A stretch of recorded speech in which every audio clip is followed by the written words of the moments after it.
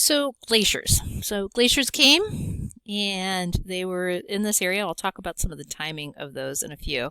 But glaciers really define our area and our landscape and our geology, our environmental problems. A lot of it, you might think that the state of Illinois is very flat and boring, but it's actually what we call a subtle landscape.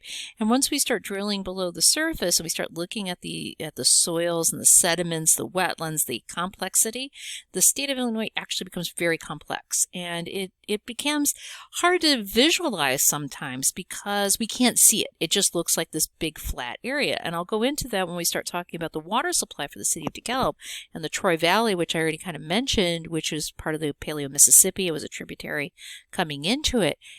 If you drove out there today, you'd be like, there's something interesting here, and it's a very complex thing. So if you're going to be working on soils, wetlands, if you want to know about your fens are going to be because you're looking at prairie restoration, you have to understand the hydrogeology, you have to understand the water, you have to understand the geology, especially glacial, for working in this area. So glaciers, really important. So we have a glacier here. So this is a retreating glacier in this image here. So we have recessional moraines. So this is what I was talking about before, where these are these high points in the landscape. It's kind of like a conveyor belt. This is just constantly dropping materials down on top of this. So it creates these ridges inside of there. You can get other features. And so here's the ground moraine. This is what we have underneath us in the city of DeKalb. So it's where the glaciers came all the way up to here. So this would have been called an end moraine. So this would have been the end of where the glaciers came. And then you get these pile up as it goes back and stuff. You'll get lakes and rivers. You'll get drumlins, which kind of tells you what direction they were flowing. You get these things called kames, and you also get kettles. So kettle lakes, so they form these little circular depressions in there. It's where a piece of the chunk of the ice broke off at the bottom of it, and it leaves a hole, and then you get a little lake forming into it. So it's a piece of the chunk of the ice. So it's actually kind of interesting, as these are like these little kettle lakes are usually little circular depressions. Well, what other geology have we talked about that leaves little circular depressions around?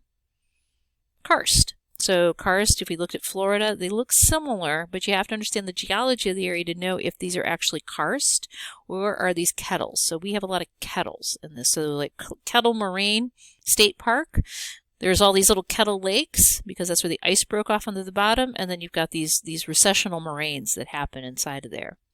You get these kames. Kames are where they were a low point on the top of the ice, and what happens is all the material dumps into that hole that was on top of the ice, and then it forms these little mounds all over the place. We've got quite a few around in here, so sometimes if you're driving, I'll drive down I-39 down to Bloomington Normal, and all of a sudden there's like this little hill in the middle of nowhere. It's like this little triangular shaped hill. Well, that was one of these. That's one of these in there. You'll get these outwash plains. Outwash plains are where you're standing at the thing, and outwash is the material that's coming off of it and just forming lakes and stuff. So this river is flowing into here, and it forms into this area here. So again, if you go up to Creston, you go up to the top of the crest, and then you come out to it, there's a big outwash plain there. So one of the things that sometimes people are always think it's really kind of unique is that the Kishwaukee River here flows north. So, I mean, we've had students in the past who are like, there's only two rivers in the world that flow north, the Nile and the Kishwaukee River. And we're like, no. Rivers are all flowing by gradient, so from higher elevation to lower elevation. Well, why does the Kishwaukee River flow north here? Well, one of the reasons for it is that there was a break in the moraine north of here, and so the water could find a place to get out and then flow into the Rock River and flow out. And so the Kishwaukee River is dictated why it flows the direction and where it flows because of where the glaciers were. We were at a point here at the glaciers, like I said, Creston, but also Genoa to the north was the end of the glacier. So this was kind of the very, very outer edge of it. And so if you're ever in Genoa, you can see that there's like little rolling hills, and then there's this big flat plain. And if you look over to your east, there's another moraine on that side too. And so we really get this outwashing that happens there. We get this break inside of this thing right in here. And once we get this break and stuff like that, this will then dictate where the rivers are and which way they're flowing. So we get wetlands because of groundwater being at the level of the ground. And then the type of soils that we have here is dictated by the glaciers. So we're going to get more into that, but we do generally in this particular area, we've got a lot of clays because we have this ground moraine, but outwash plains will have sands and gravels.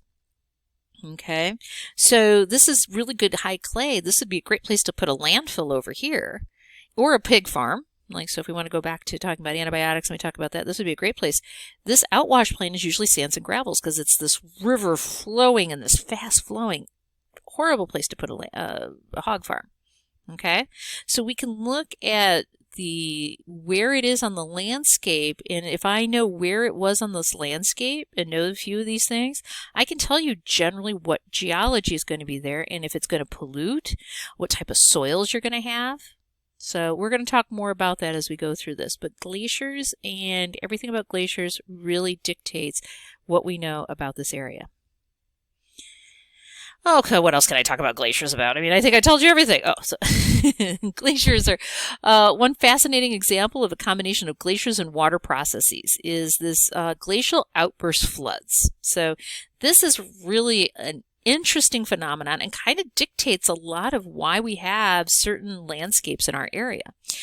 So what happens here is, and especially this one here, and I'm going to show a couple of videos here in a second, is called Lake Agassiz. And Lake Agassiz, so here is the Laurentide ice sheet. So this was the last glacial maximum. Came all the way down here to Creston and Genoa and was right here. And then as it retreated, it moves up north. The Laurentide ice sheet now is just like a top of a hill over in here. That's all that's left of it. But it used to cover most of North America, the upper part of Canada and the northern parts of the United States. Well, as it backs up and it goes into this area here, it forms this Lake Agassiz. Oh, Fort McMurray. What did we learn about Fort McMurray? Think about it. What did I tell you about why this area over here has what it does? Look that up. Kind of an important thing. So we have Lake Agassiz right in here, and what this was is called an ice-walled lake. So the glacier gets put in here, the water back up fills into it, and then you get this. Just like releases, and that amount of energy, it can scour out just large areas of everything. Let's see if I can get these videos to work. I'm going to pause you. So I will put both of these videos on the Blackboard. They're listed on here, but I wanted to walk them through with you while I'm here. So let's start with Lake. So this is Lake Agassiz. This is a post-glacial lake. During the transition between glacial periods and interglacial periods, the glaciers melt, and there are temporary proglacial lakes created as this meltwater then drains ultimately into the ocean. One enormous example during the last ice age was the Great Lake Agassiz, which was perhaps the size of the Black Sea and covered portions of Minnesota and North Dakota and a number of areas in Canada, including areas of Ontario, Manitoba, and Saskatchewan. This lake would have varied in size and its extent as the glaciers melted, and there were a number of exits from the lake, a southern route to the Caribbean, a northern route to the Arctic Ocean, and a number of eastern routes, sometimes passing through the Great Lakes, but then at other times not, as the glaciers receded further. As this meltwater reached the oceans, it appears that there were several events which were sudden and more cataclysmic, perhaps as ice dams broke and a new channel allowed meltwater to reach the sea. The geologic record suggests that release of meltwater at specific points may have been so dramatic that it affected the climate in distant areas such as Europe and even the Florida Keys. So, for example, when a sudden release of meltwater from Lake Agassiz traveled eastward into the Atlantic, it seemed to have disrupted ocean currents and European climate to the point where a cooling event is measurable in the geologic record. There would have been a number of glacial lakes throughout the world after each of the glacial periods. So this was just going into this idea of this lake and then how it's affecting it. Well, how is this affecting climate in Europe? I mean, this is in the United States. Well, one of the reasons that it's affecting it is that when you're putting so much fresh water, because this is an all freshwater lake, and you're putting it into the salt water, you stop the conveyor belt. So there's a conveyor belt that goes along in here that moves the warm waters from the Caribbean up towards like England and everything. Well, if we put a whole bunch of water in, the fresh water into there, we disturb that salinity difference because there's a current that's going that way. Well, it's all based upon salt water. Now, all of a sudden, you put fresh water in there, you're changing the densities, you're changing that flow that happens, and you can actually have Europe go back into a colder time period because you're stopping that warm Caribbean air getting up to England in there. And so this is part of the problem with climate change right now, is that if we have all the glaciers melt, we could actually have things like this happen again. And so this is why, like especially in geology, we say we have an expression that the present is the key to the past. Well, also what happens is the past is also the key to the future, because us understanding what happened during this glacial time and what happened in these previous glacial times and when these massive waters are released and what happened to our climate can tell us and help us predict what's going to happen with our next with climate change. These are just much slower time periods. So one of the things that people who are climate deniers will bring up is that we've had these warming and coolings, and that is so true. We do have geologically warming and coolings happening, but they're just taking longer periods of time instead of 100 years. So that's one of the things. This one I was going to show too. This one was somebody up in Minnesota about the Minnesota rivers, and it was Ask an Expert, and they were going to ask about it, and they showed some really cool pictures of what does an outwash plain look like and what do some of these lakes look like in there. Yeah, so Lake Agassiz, as it grew, it became the biggest freshwater lake on the planet. It doesn't exist anymore. You can still see the flat floor of Lake Agassiz that forms the watershed of the Red River flowing to the north. It's a very clayey lake plain. So if you've been to northwestern Minnesota, northeastern North Dakota, you know what that's like. Kind of flat. You see, if you're flying into some cities in Saskatchewan, you feel like you see the curvature of the earth. It's so flat. So it's an enormous proglacial lake is what we call it. Bigger than all the Great Lakes combined in area. So the dam that was holding in the lake was just a low moraine, a glacial moraine that was actually in the Ortonville area, Big Stone County. And you could look at that landscape now and you don't see anything very high. It might have been slightly higher because glacial moraines often have a little bit of glacial ice still in them, and it could be that the melting of that ice caused the sudden failure of the southern part of the basin. It might just have been a gradual erosion, but the dam is just a natural low moraine that formed in front of the ice slope as it was retreating to the north. So Lake Agassiz existed for thousands of years, and the outlet, which we refer to as Glacial River Warren, the southern outlet, was one of 3 outlets that operated during the history of this lake. Others went to the Arctic to the northwest and out through the Great Lakes emptying into Lake Superior by Thunder Bay. But for most of the existence of the lake, River Warren was the outlet for the meltwater. And then, so what would happen is that lake that she's referring to, there was just this catastrophic failure of it. And when we have that catastrophic failure, we just get all of that water flushing out of it. Well, there was another case of this, because as she mentioned in the video, there are other cases of these lakes.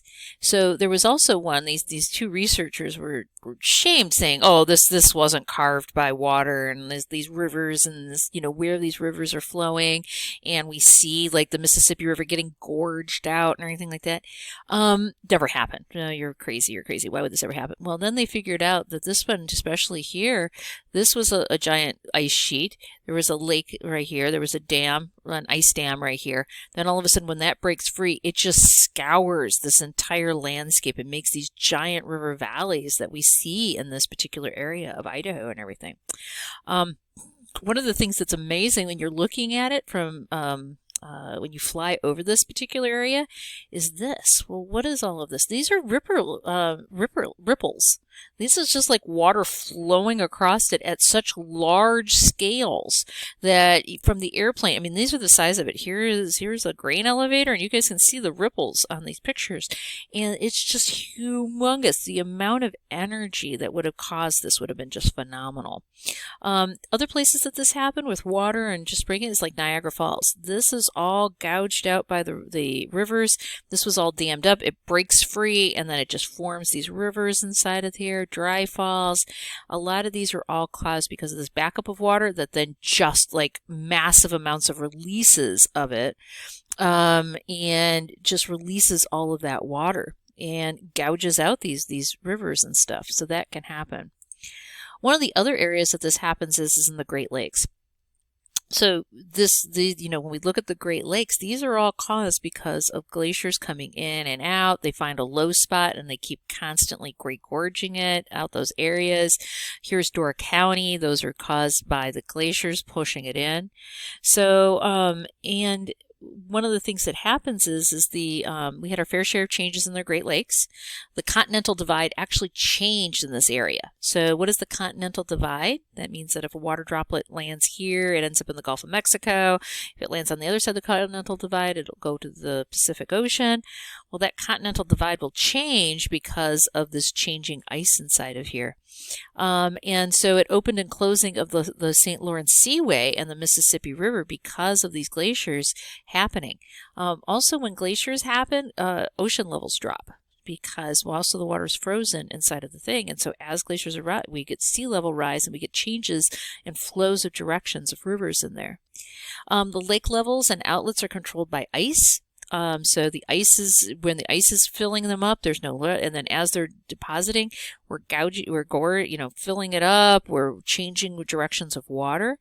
And isostatic rebound. What is isostatic rebound? Well, the isostatic rebound is the weight of ice. So ice has a lot of weight and it pushes down on the ground. And then the Earth's crust rebounds, is coming back up with time because of the release of that ice on top of it. Michigan is still doing this. Michigan is actually physically still rising, is still going through rebound from the last glaciation. So sea level is rising.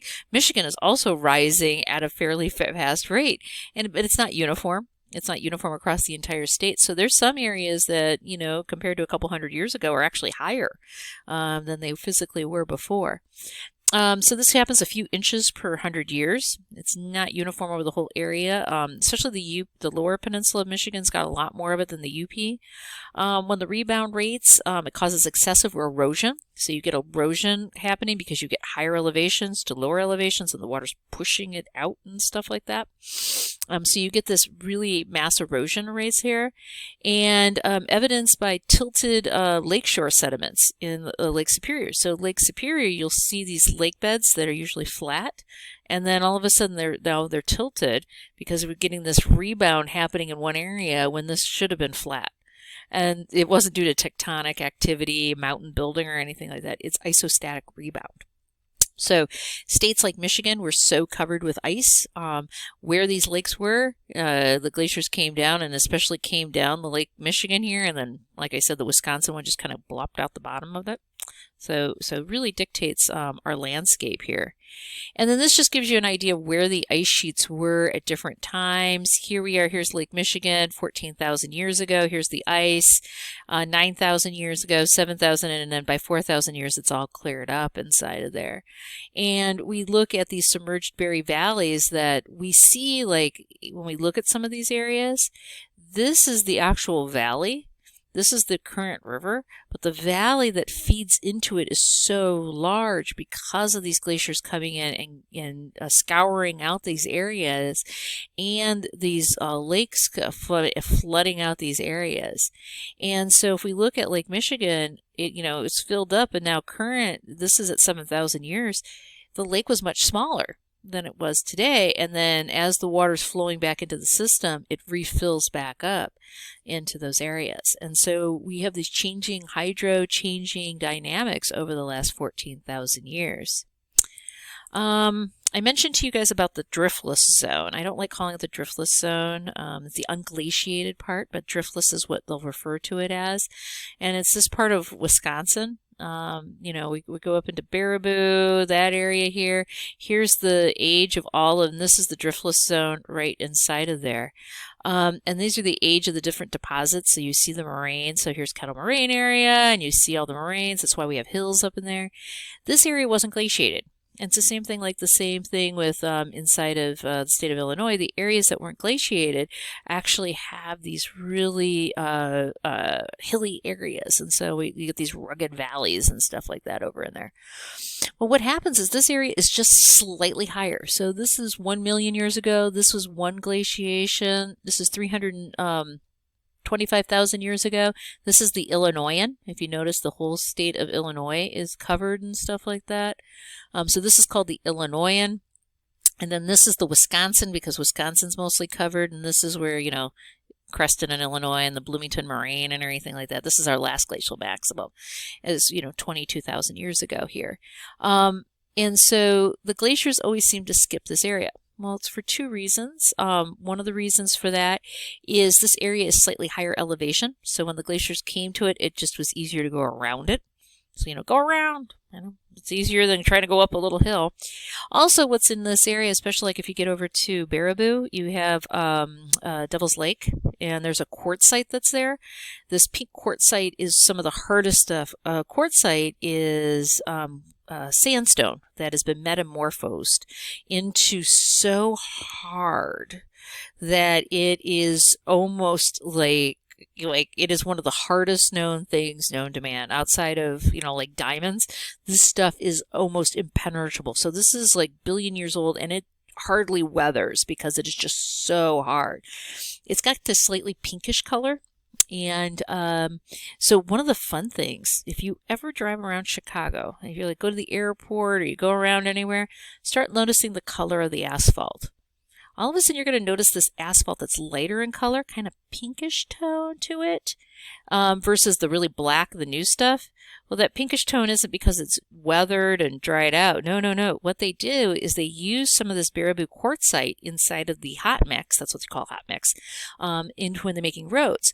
Well, because it is so resistant to weather, the asphalt lasts a lot longer. Also, it adds some friction to the road so that when the ice forms onto it, it's harder for ice to form, and it makes it so that you have better traction onto it. It's just really hard to crush this stuff to make it small enough size, so it costs a little bit more, but the road lasts longer and it's better for ice. And so that's the Baraboo quartzite. So next time you're driving through Chicago and you're over by the airport and you start seeing, oh, Baraboo quartzite, tell a geology story. Like I do all the time. People are tired of me telling, oh, yeah, I like geology. Geology is fun. Okay, so glacial history of the state of Illinois. This is just another image of it. Just kind of gives you a little bit more time frame. So A over here, so A is the pre-Illinoisan glacial period. So this is about 1 million years ago, plus or minus some. And this is the driftless area. It's always in gray, so it always goes around.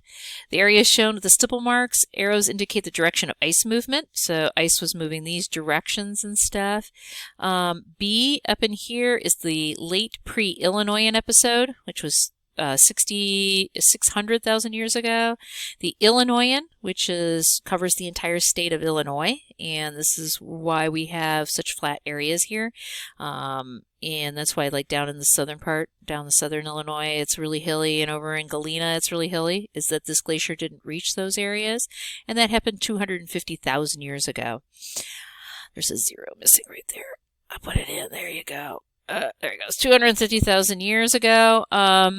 And then the Wisconsin, which was 22,000 years ago, we get to this area right here. And so we have these glacial episodes that happen.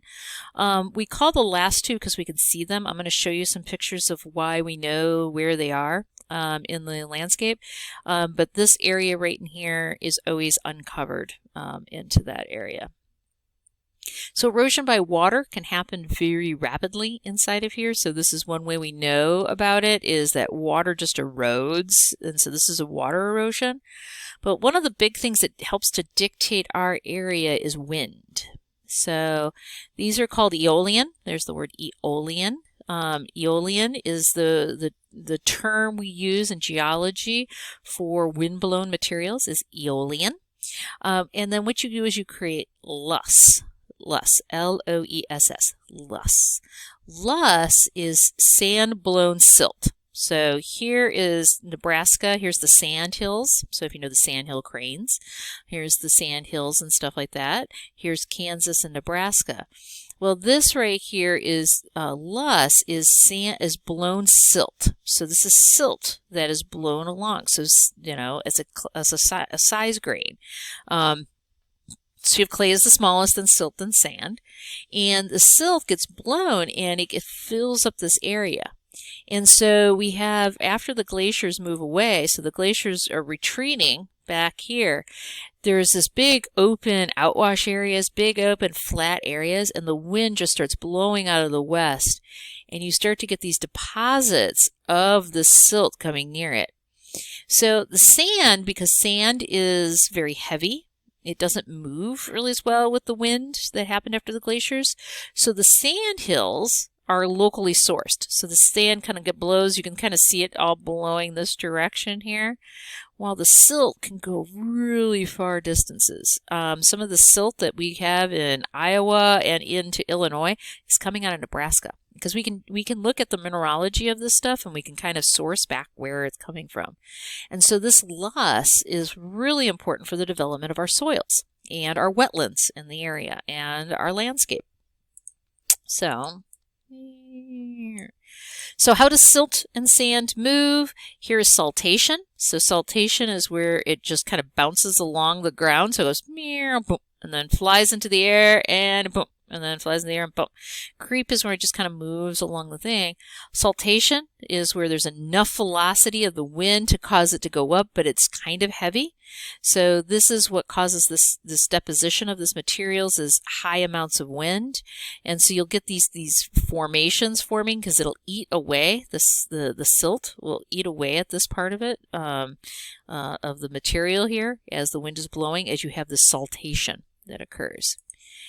So the deposits, the deposition of this, so we get the sand moving up, the wind is blowing it up, and then it kind of falls down. We get this 34-degree angle, and so this is then sand erodes back down, and then the sand goes on top of it. So we get sand dunes forming this way because of wind. And so we'll get wind coming off of like the Great Lakes and depositing that sand right near the dunes. And what do we have? We have the Indiana Dunes. The Indiana Dunes. So the plant ecology in the United States started in the Indiana Dunes because of the hills that were there. Let me change that. Because of Indiana Dunes, because of the hills. So Cowles from the University of Chicago in 1900, so he's at the University of Chicago, and he starts going over to these sand dunes because of the dunes that are being formed here because of the wind, and he starts looking at all the ecology that's there. And so notices all the different ecology that's happening on one side of the dune. We have very well-drained soils. We've got the back area over here where you're starting to get water filling up into it, and you get this fill. And so you get these different types of vegetations that happen. And so the whole field of ecology starts because of the Indiana Dunes, because of after the glaciers came. So there's this one saying that Mike Conan in geography always says, it's like, glaciers came, glaciers went, wind blew, dust flew many times. And so this happens many times. And so we get this buildup of the sand right here because it's near a source, the Great Lakes. It sources it, dumps it right on the edges, and then we get this wonderful ecology. And then we look at aeolian deposits. So aeolian, again, wind-based deposits. They're deposited in low spots. So here we've got really thick loess, and then we get thinner loess as we go across. And as we go across the state, we have really thick loess right over in these low-lying areas on this side of the state. And as we're going further and further away from it, we get thinner and thinner loess. And so when we look across the state of Illinois, up in here, we've got thicker soils and thicker loess materials, and this is what our soils are formed in. So when we get to the soil section, we'll be talking about this. Our soils are formed inside of this loess material. That's this wind-blown material that lays on top of our glaciers. So we have this glacial material coming in, leaving it behind. The glaciers leave, and then the dust stops on top of it to kind of like smooth it out even more so. Just kind of putty knife across it. So in our area around DeKalb, we have about 3 feet of loess. So if you go down 3-4 feet, all of a sudden you'll go out of the material, out of the loess, and you can actually see that divide inside of there. Yeah. So, and like I said here, between the glaciers and the loess, Illinois didn't stand a chance for having much of a terrain. We're kind of like, we just kind of get constantly smeared over, but which is great for agriculture. I mean, we got the best agriculture. When we get to the soils part of this, you're going to be like, oh, I love soils. And it's really dictated by these glaciers and these Aeolian deposits that happen inside of it. This is not the only place this happens. This is the Great Sand Dunes National Park in San Luis Valley, Colorado. And so, which way is the wind direction blowing? Well, you should be saying this way because the wind's just blowing up onto the hill and it deposits these wonderful sand hills and stuff like that. You get this lakes forming and drying out, and now it becomes a source of the sand. And then so you get the predominant winds, you get the storm, and so you get these sand dunes created inside of there. And it's just these beautiful sand dunes that you can see the direction. There's the arrow of the direction into it. The arrow indicates person for scale. So there's the people for scale. And this is the size of the sand dunes that are there. One time I was walking on these sand dunes and I was taking pictures of some of these plants that were growing on top of it. Well, this is well-drained soil, extremely well. And the wind keeps blowing, so you don't get a lot of vegetation occurring on top of these. And then here's the sand hills, so it looks like looks familiar to a watershed exercise. Well, we didn't do the watershed exercise this year, but it kind of gives you that idea of what direction water was flowing. So in Illinois, we do have a lot of loess. Like I said, we've got, these are the loess thicknesses, how much thickness we have in this area. The loess blue, it's sourced from Iowa, Nebraska. It's coming into here. And then when we look at the state of Illinois, we've got different loess. So we've got the Peoria loess is what we refer to it over in this area as Peoria loess. And then it turns into the Richmond loess. And then we have the Henry Formation, and we've got these different clays. These are different moraines. We have older loess that's buried underneath moraine till material. So till is just the term we use for like that glacial materials, that stuff that's underneath a glacier, glacial material. We refer to that as till, T-I-L-L. And we've got multiple loess layers. Well, this is one of the keys for us to know that there was glaciers came, glaciers went. And so what happens is we get loess forming in between all of these. And so we'll find these as we dig down, we can find them. Things like the Sangamon soil, named, a lot of times these things are named after like the type location, and the type location here is the city of Sangamon. Sangamon soil is down in here, and that Sangamon soil, when we find it, we know that was the soil that formed on top of the Illinoisan. And then that's the soil that formed on top of it, and we had the loess that formed on it and everything like that. We've got this is referring to the soils, and then we get another formation on top of it. And so we can actually see these multiple glaciations in some areas. There's a quarry over in Elburn where we go and we can see these whole succession of these different episodes of when this stuff happened in here. I'm going to stop here for today, and then what we're going to do is I'm going to get into the beautiful history of the state of DeKalb here and go into that next, all dictated by glaciers.